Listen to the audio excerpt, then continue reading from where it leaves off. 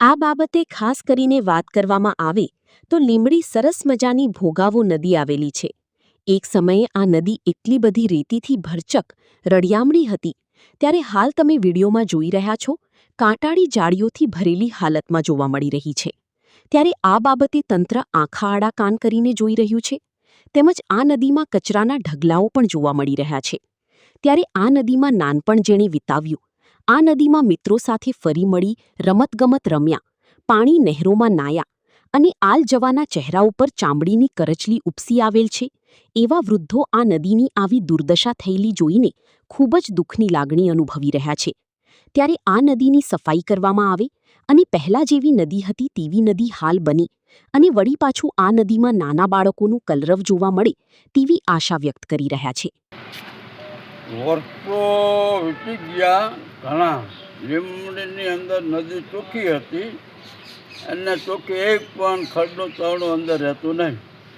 અત્યારે જોયું છું તો નદી આખી કાંટા છે, બધું ઉગન બાવળ્યા, પડકા, યારું, ભોયો, સીંડી, આ બધા જાનવર અંદર. રાતના માણસોને દિવસના જવું આવવું ભયંકર લાગે છે. માણસોને બીક લાગે નદીમાં જવા. અત્યારે નદીમાં ખુલ્લા રાતના જાદુ જોવા જાય છે, દિવસમાં પણ જાય છે, પણ બીચમાં સંદાર જવા જાય છે. કોઈ જાતની વ્યવસ્થા નથી, કોઈ જાતનું ઓલું નથી. આ નદીની અંદર જે કાંટાળી ઝાડી ઉગી છે એ બાબતે શું કહેશો? કાંટાળી ઝાડી એના વિશે સરકાર બેદરકાર છે કે મ્યુનિસિપાલિટી બેદરકાર છે? આમાં બેદરકાર કોના કારણે આ નદી સાફ થતી નથી?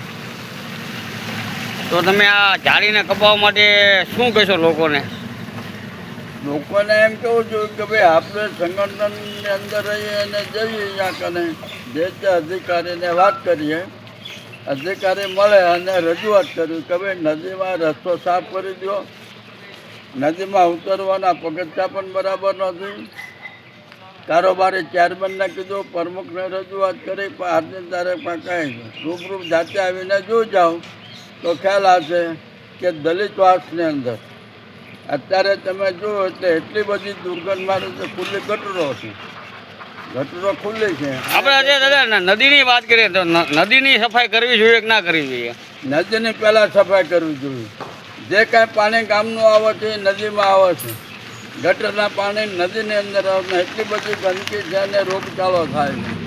દવાખાના અંદર જોજો તો હાજરી કેટલા જણાની રોજના કેસો થતા છે ઝાડા ઉલટીના.